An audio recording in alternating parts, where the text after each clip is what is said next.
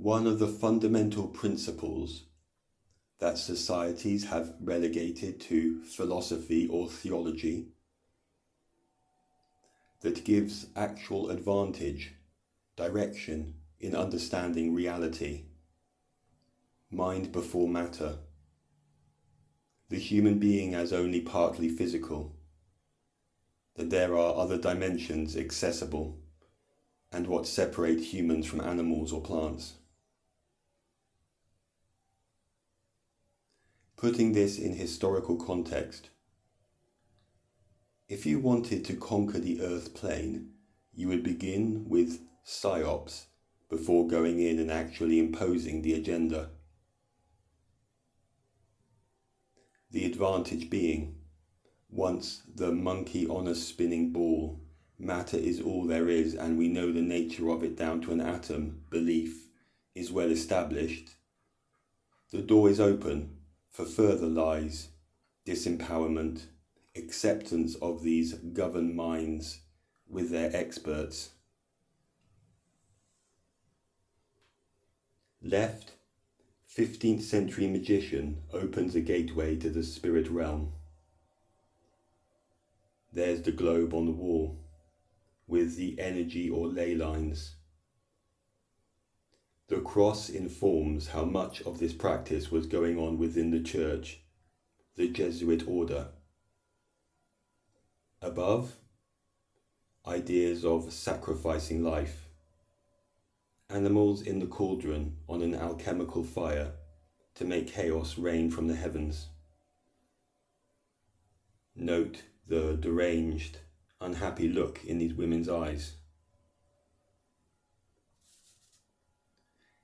If moving out of the old world started with heliocentrism, then by the 1800s there's a massive effort to change the workings and look on the Earth's surface, either scrapping or utilizing what came before.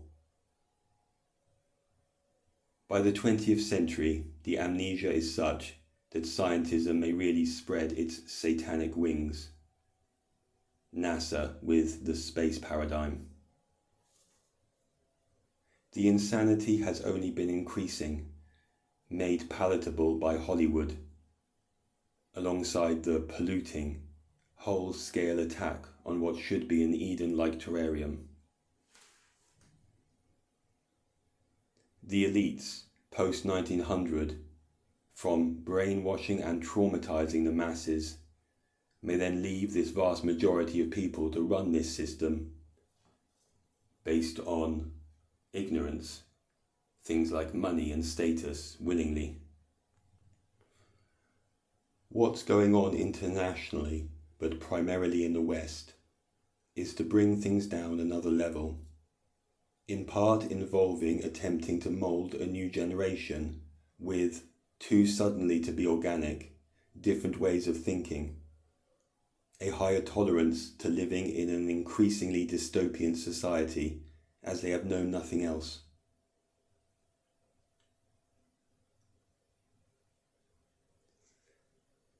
Perhaps the street urchins in Dickensian London were brought up to believe that this life was normal and all that could be expected.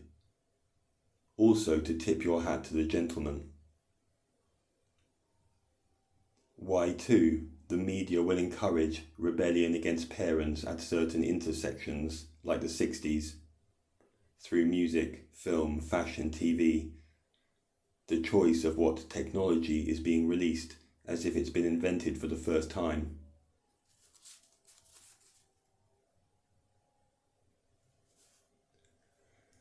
Buying into the spinning ball doesn't seem so surprising in light of 500 years of sustained indoctrination,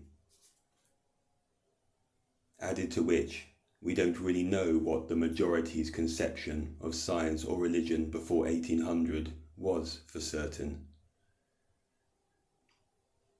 This is thanks to them sweeping away trails of historical evidence, specifically books, with fire, water, deciding who gets to be PhD lecturer and published, who sends up the Saturloons, or runs the astronomy centres and laboratories.